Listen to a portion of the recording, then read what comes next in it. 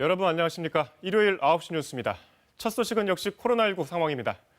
국내 신규 확진자 오늘은 121명입니다. 11일째 100명대를 유지하고 있지만 국내 발생만 보면 99명. 아슬아슬하게 두 자릿수가 됐습니다. 국내 발생이 두 자릿수가 된 건 한 달 만입니다. 다 함께 일상의 불편함을 감수한 효과가 나타난 것으로 보입니다. 이제 마음을 좀 놔도 되겠다 하면 좋겠지만 당연히 안 됩니다. 확산세가 좀 무뎌졌을 뿐 불안 요인은 여전합니다. 신규 확진자의 절반 이상이 수도권에 몰려 있고 대구, 충남, 울산 등 전국적으로 산발적 감염이 계속되는 상황도 여전합니다.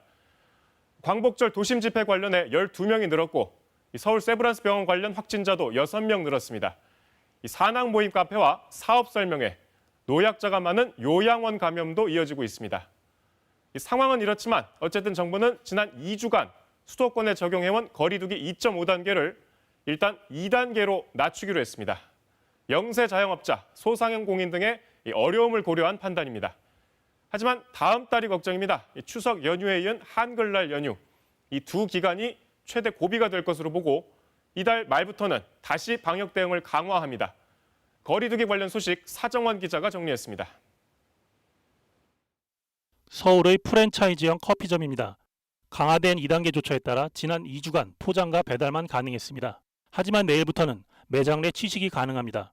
다만 한 테이블에서 한 칸 띄어앉기나 테이블 간 띄어앉기로 매장 좌석 이용 인원을 제한해야 합니다.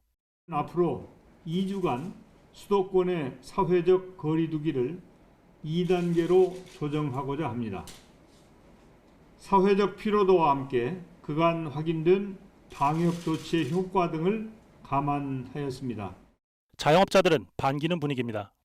자영업자분들이 힘든 시간을 보냈으리라 생각이 듭니다. 내일부터 좀 일부 해제가 된다고 하니까 희망이 보이고요. 가게에 밥 한번 애기들이랑 데리고 가서 먹기도 힘들었는데 조금 그래도 나가서 김밥집에서 김밥이라도 먹을 수 있을 것 같고. 밤 9시 이후 심야의 포장, 배달만 가능했던 수도권 음식점도 예전처럼 영업할 수 있게 됩니다. 중소규모 학원과 독서실, 직업훈련기관, 실내 체육시설도 이용할 수 있습니다. 하지만 출입 명부 작성과 마스크 착용, 이용자 테이블 간 거리 유지는 반드시 지켜야 합니다. PC방은 고위험 시설에서 제외됐습니다. 다만 미성년자는 출입 금지입니다. 고위험군이 밀집한 요양시설 면회 금지는 계속됩니다. 또 전국 2단계 거리두기 기간 동안 입원 환자의 코로나19 진단검사에 건강보험을 적용하기로 했습니다. 방역당국은 추석과 한글날 연휴가 있는 이달 28일부터 다음 달 11일까지를 특별 방역기간으로 정하고 대책을 강화합니다. 많은 이동으로 인해서 발생할 수 있는 어떤 접촉으로 인한 확산 가능성 이런 부분들을 효과적으로 차단을 하겠다라는 것이 연휴 기간 특별 방역 기간으로 설정한 가장 큰 이유입니다. 방역 당국은 연휴에 2단계보다 강화된 대책을 적용하며 앞으로 확진자 발생 상황 등을 고려해 구체적 방안을 결정할 것이라고 밝혔습니다.